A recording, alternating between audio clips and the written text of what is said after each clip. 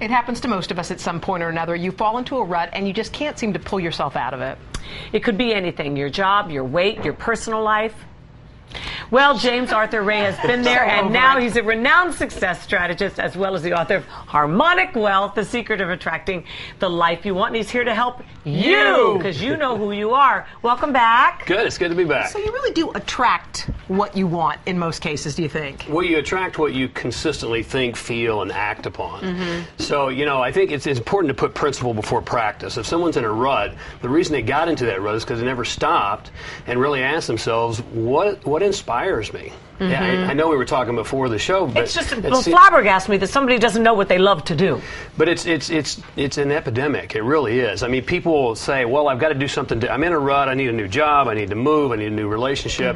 But that's putting practice before principle. What you need to do is stop and say, "What inspires me?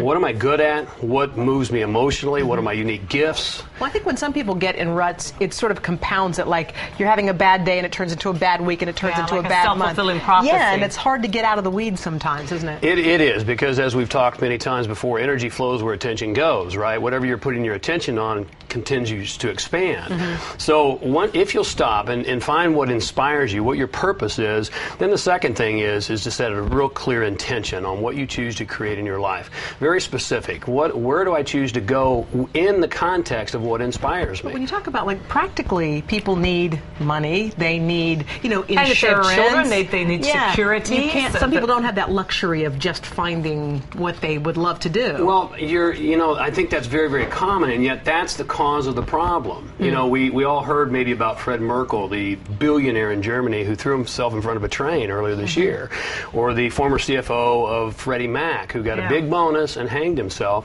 Money, particularly right now, people say, I need more money. What they need is to find their inspiration. When they find that inspiration, a purpose-filled life, then the money will take care of itself. It seems so simple, doesn't it? You were the nerd in high school, young. You became a bodybuilder, then had a terrible motorcycle accident. Look at you before. Look at the before picture. Just so we know what we're talking about. I think you're adorable, but that's just me. You think so now? You weren't there then. No, I think you're cuter then, actually. No, I'm only kidding. So, how did you get out of your rut? Well, I think, again, what I'm talking about, I stepped back and I said, what are my unique gifts? I'm going to ask the viewers to write these questions down. What are my unique gifts? What am I good at? What moves me emotionally? What would I do for free?